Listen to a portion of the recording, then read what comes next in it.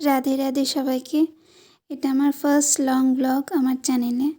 আমাদের কাটোয়া ধাম শহরে খুব ধুমধাম করে কার্তিক পুজো, কার্তিক লড়াই বলে নানান রকম উৎসব পালন করা হয়। খুবই বিখ্যাত আমাদের কাটোয়া ধামের এই কার্তিক লড়াই। তো আমরা ফ্যামিলিতে সবাই মিলে তার জন্য একটু ঠাকুর দেখতে বেরিয়ে পড়েছিলাম। তো এটা সেটারই ব্লগ। তো প্রথমে আমরা যে মণ্ডপে যাই, ফার্স্ট মণ্ডপে, এখানে আমরা যাচ্ছিলাম ফার্স্ট মণ্ডপে। তো খুবই সুন্দর আলোকসজ্জা করেছে সব জায়গাতেই, আর এখানেও করেছে। এই এই এই মণ্ডপটাও ভীষণ ফেমাস, আর এর থেকেও বড় বড় ফেমাস আছে, কিন্তু এটাও খুব সুন্দর করেছে। ময়ূর দিয়ে বাইরে করেছে একদম খুব সুন্দর করে। আমি এখানে আমার ক্লিপস নিয়ে নিচ্ছিলাম। আর এটা সেকেন্ড মণ্ডপটা। এখানে খুব সুন্দর করে বোতল দিয়ে সাজানো হয়েছে, আর রং দিয়ে সাজিয়েছে, তাই খুব একটা বোঝা যাচ্ছে না। তারপরে এখানেও আমি একটু ক্লিপস নিয়ে নিয়েছিলাম। তারপরে ফার্স্ট মণ্ডপের ক্লিপসটা আমি নিতে ভুলে গেছিলাম, আমি ফটোতে দিয়েছি। এখানে কালী মাতা করেছিল সেকেন্ড মণ্ডপে, খুব সুন্দর করেই করেছিল কালী মাতা। আর কালী মাতা হোক বা যে কোনো মাতা, আমার কাছে লাডলি জিউ কিশোরী জিউ, আমার রাধারানী, আমার লালি, সবার মধ্যেই আমি দেখতে পাই একই। মানে কালী মাতাকে বা অন্য অন্য মাতাকে দেখতেই পাই না, আমার রাধারানীকেই দেখতে পাই। তো যাই হোক, খুব সুন্দর করেছিল এখানে লোকনাথ বাবা।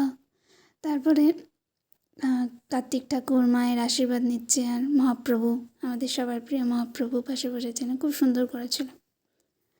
আর ফার্স্ট যেখানে গেছিলাম ওখানে রাধা মাধব করেছিল আমাদের পাড়ার ইয়েতে, একদম মন ভরার মতো। ওটা আমি বলতে ভুলে গেছিলাম। আর এখানে আমাদের একটু ফটো সেশনের জন্য আমরা ভিডিও করছিলাম, ক্লিপস নিচ্ছিলাম।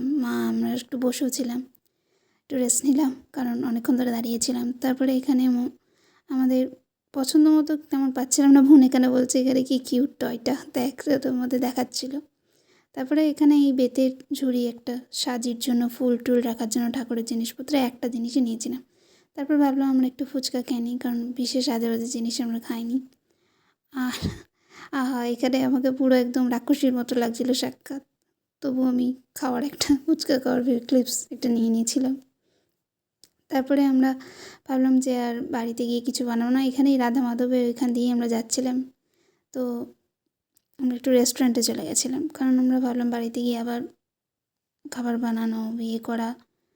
আর এমনিতেও ছিল খাবার অবশ্যই বাড়িতে, কিন্তু আমাদের একটু ভাবলাম বাইরে এসেছি যখন বাইরেই খাই। আর এটা ভেজ রেস্টুরেন্ট, আমাদের কাটোয়া ধামে বিশেষ ভেজ রেস্টুরেন্ট নেই, এখানেই আছে, এখানেই একটাই আছে। আর আরেকটা মনে হয় আছে, কিন্তু এটাই আমাদের ভালো লাগে।